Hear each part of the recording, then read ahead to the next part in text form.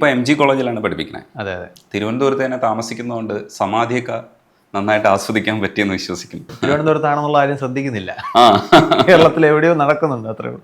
മരണാനന്തര ജീവിതത്തെക്കുറിച്ചുള്ള ആൾക്കാരുടെ കുറേ സങ്കല്പങ്ങൾ ആണ് ഇതിൻ്റെയൊക്കെ പിന്നിലുണ്ടെന്നാണ് ഞാൻ വിശ്വസിക്കുന്നത്. നമ്മൾ തമാശയ്ക്ക് പറയുമെങ്കിലും അത് അവർക്ക് ആചാരപരമായി വലിയ കാര്യമാണ്.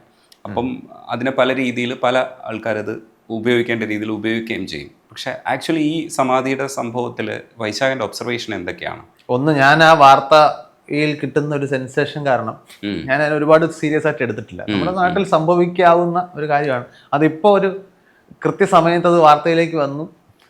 അതുമായിട്ട് ബന്ധപ്പെട്ട് ഒരുപക്ഷെ ചാനലുകാരും, അത് ചെറിയ യൂട്യൂബ് ചാനലുകൾ തൊട്ട് ഏത് വലിയ വൻകിട ചാനലുകളായാൽ പോലും അവർക്ക് കിട്ടിയ ബൈറ്റ്സ് എല്ലാം വളരെ അട്രാക്റ്റീവ് ആയിട്ടുള്ള ബൈറ്റ്സ് ആയതുകൊണ്ട് എല്ലാവരുടെയും പ്രതികരണം ഒരു അട്രാക്റ്റീവ് ആയതുകൊണ്ട് അതിങ്ങനെ ഒരു വലിയ വാർത്താ പ്രാധാന്യത്തിലേക്ക് പോയി എന്നേ ഉള്ളൂ. ഒരുപക്ഷെ കുറച്ചു കാലം മുമ്പായിരുന്നെങ്കിൽ കുറച്ചുകൂടി സാധാരണ തോന്നുന്ന ഒരു കാര്യം ഈ ഒരു മിസ്പ്ലേസ്ഡ് ആണെന്ന് തോന്നുന്നു കാലഘട്ടത്തിൽ.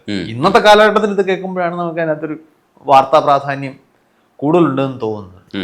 പൊതുവിൽ ആളുകൾ മരണത്തെക്കുറിച്ചിട്ട്, ഈ മരണത്തെ ചുറ്റിപ്പറ്റിയാണ് നമ്മുടെ നാട്ടിലെ നല്ലൊരു പിടി അന്ധവിശ്വാസങ്ങൾ നിൽക്കുന്നത്.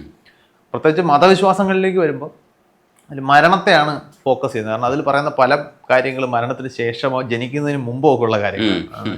ജീവിച്ചിരിക്കുന്ന സമയത്ത് നമുക്ക് കുറച്ചുകൂടി റിയൽ ടൈം അസസ്മെന്റ് സാധ്യമായതുകൊണ്ട് അത് ഡീബങ്ക് ചെയ്യാൻ എളുപ്പമാണ്. മരിച്ചതിന് ശേഷം എന്ന് പറഞ്ഞാൽ നമുക്ക് ആർക്കും പോയി തെറ്റാണെന്ന് തെളിയിക്കാൻ പറ്റില്ല.